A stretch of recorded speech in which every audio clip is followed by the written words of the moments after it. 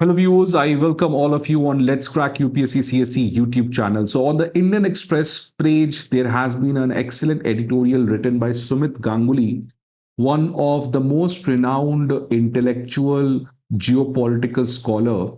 And in this article, he has basically discussed about that whether India should reconsider its defense partnership with Israel.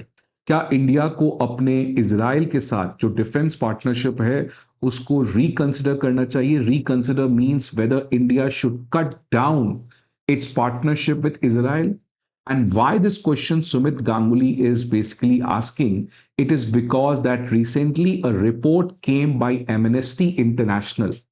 And in this report, it has made a big revelation that India has been one of the country who has exported constant weapons to Israel in its genocidal campaign in Gaza.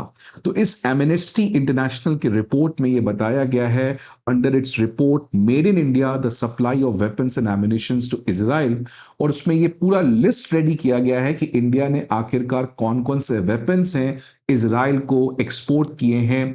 वो 3,90,516 small arm part of military grade weapon, around 5,65,000 parts of explosive ordnance such as drone warheads, artillery shells, and 298 components of military vehicles to Israeli companies that are direct suppliers of the Israeli military. So this particular report basically says that India is at its risk to become complicit in its Israel genocidal campaign की. जो पूरा Israel का genocidal campaign चल रहा है उसमें India has also a large role to play, considering कि वो डे वन से it has been a constant supplier of weapons to Israel. और इसकी वजह से ये पूरा नैरेटिव अब एमनेस्टी इंटरनेशनल चलाना चाह रहा है that India must step down, India should back off, India can not continue supporting Israel in the manner it has been. तो इस पर्टिकुलर रिपोर्ट के कॉन्टेक्स्ट में सुमित गांगुली का ये आर्टिकल आया है दैट क्या इंडिया को अपने इसराइल के साथ डिफेंस पार्टनरशिप को बैक ट्रैक करना चाहिए. And the answer which Sumit Ganguly says is absolutely no, that India आज इसराइल के साथ इतने फुल फ्लेजेड पार्टनरशिप में आ चुका है that there is no question of backing down. हमेशा से इंडिया जो है वो इसराइल को एक मिस्ट्रेस की तरह ट्रीट करती थी. Mistress basically means that India loved to have good relation with Israel, but India never wanted to keep this relation in open. मतलब छुप के रिलेशनशिप बहुत अच्छा था इंडिया इसराइल का, but India did not wanted कि इसराइल के साथ पार्टनरशिप जो है वो पब्लिक डोमेन में हो.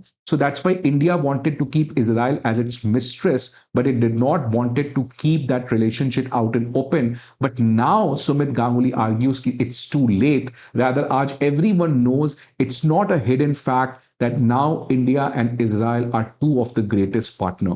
But yes, सुमित गांगुली कहते हैं कि दोस्ती तो इस रिपोर्ट के आने से सफर नहीं होगी, but obviously on the grounds of ethics, on the grounds of India being a Vishwamitra, serious questions some countries will raise that how can India be silent, how India can be a mute spectator when Israel has killed around 70,000-80,000 people in the middle east. तो बहुत interesting article है और उसमें उन्होंने India Israel के उस पूरे relation जो कैसे 1999 से स्टार्ट हुए और आज कैसे इजराइल एक ऐसा कंट्री है जिसके साथ भारत के एक फुल फ्लेजेड पार्टनरशिप बना है. तो इन सभी चीजों को आज इस सेशन में डिस्कस करेंगे. बट फर्स्ट ऑफ ऑल, अगर आपको नेशनल सिक्योरिटी के बारे में और इंटरेस्ट है तो आप इस the Oxford handbook of India's national security के बारे में जान सकते हैं, इसको पढ़ सकते हैं. It has been edited by Sumit Ganguly, Manjeet Pardesi, again a very important international geopolitical scholar, and Nicholas Blarel. इनकी तीनों की एक बहुत ही शानदार ये हैंडबुक है जिसमें इंडिया के हर एक उस नेशनल सिक्योरिटी के एस्पेक्ट को इन्होंने काफी इन डेप्थ में डिस्कस किया है. So let's come back to the news. तो एमनेस्टी इंटरनेशनल का ये जो रिपोर्ट आया है इस कॉन्टेक्स्ट में सुमित गांगुली का ये कहना है कि देखिए इससे बहुत सरप्राइज होने की कोई जरूरत नहीं है, बिकॉज ये पहले से ही पता है कि कुछ समय से लगातार इंडिया और इजराइल की जो पार्टनरशिप है उसकी डेप्थ और मैच्योरिटी दोनों में काफी ज्यादा इंक्रीमेंट देखने को मिला है। And now this partnership which was always done in secrecy, now this partnership is outrightly done in public domain.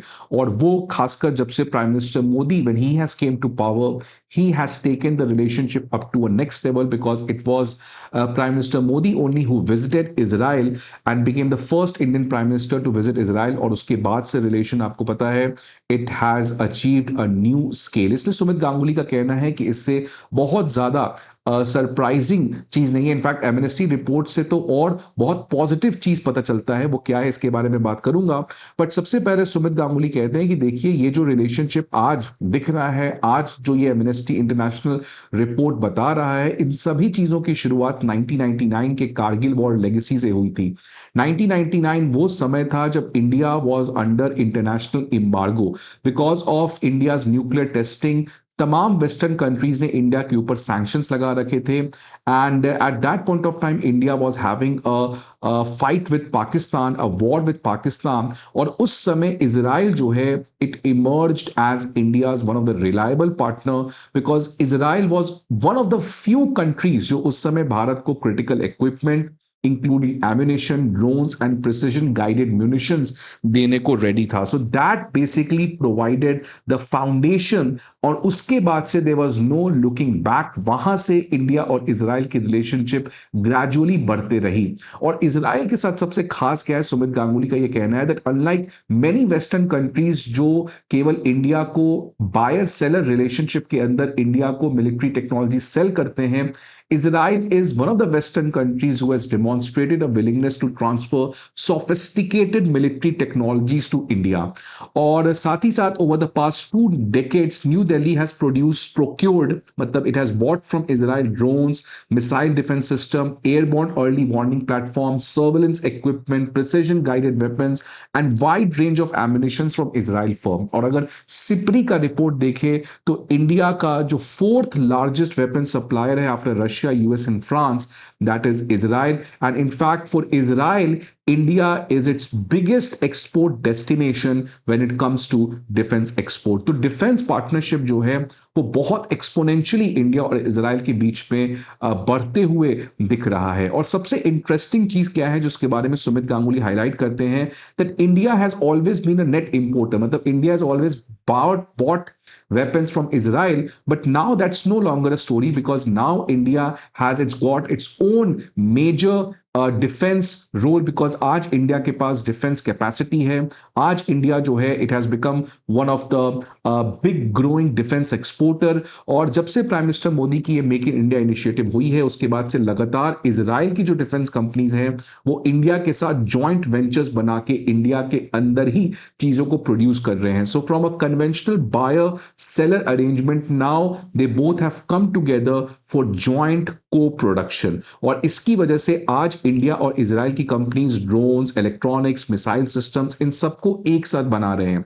In fact इस समय जो इजराइल की सबसे इंपॉर्टेंट असॉल्ट राइफल है जो कई समय से इजराइल यूज कर रहा है, that's the biggest asset which they have, it is the टेवोर assault rifle. वो भी इस समय इंडिया के अंदर बन रहा है in a joint venture with Israel weapon system and the PLR system. साथ साथ अदानी ग्रुप और इजरायली डिफेंस कंपनीज के बीच में कुछ समय पहले पार्टनरशिप हुआ था जिसके अंदर इंडिया के अंदर ड्रोन प्रोडक्शन को भी स्टार्ट किया जा रहा है। So that clearly shows that from a buyer seller arrangement Israel and India have come together for joint को प्रोडक्शन। और इसीलिए एमनेस्टी का ये जो रिपोर्ट आया है, अगर ये रिपोर्ट सही है, so in fact India should feel proud about that, because see ये रिपोर्ट में क्या कहा गया that India has been one of the major exporter of defence weapon to Israel. Now, who could have imagined this 5 years back or 10 years back or 20 years back कि India जो है वो Israel जैसे sophisticated country को defence export करेगा।